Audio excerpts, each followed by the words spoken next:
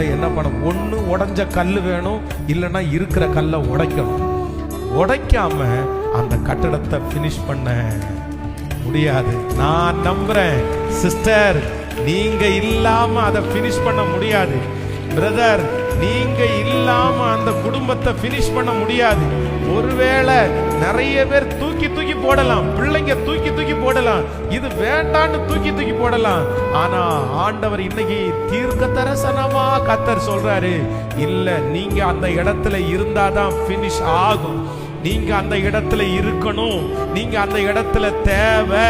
அவங்க தள்ளுகிறத குறிச்சு வருத்தப்படாதீங்க, அவங்க அவமதிக்கிறத குறிச்சு மனசு நொந்து போகாதீங்க, அவங்க உங்களை ஒரு செருப்பு மாதிரி கூட மதிக்காததை நினைச்சு நீங்க உடைஞ்சு போகாதீங்க. கர்த்தர் சொல்லுகிறார், அது ஒரு முள் உனக்கு கொடுக்கப்பட்டிருக்கிறது. நீ பயப்படாதே மகனே, பயப்படாதே மகளே. ஆனால் நீங்க இல்லாம, நீ இல்லாம அந்த இடத்துல ஒண்ணும் பண்ண முடியாது. இந்த சாதாரணமான மனுஷனுடைய பேச்சை கேட்டு உங்க தரிசனத்தை, உங்க ஓட்டத்தை எப்பவும் நிறுத்திடவே கூட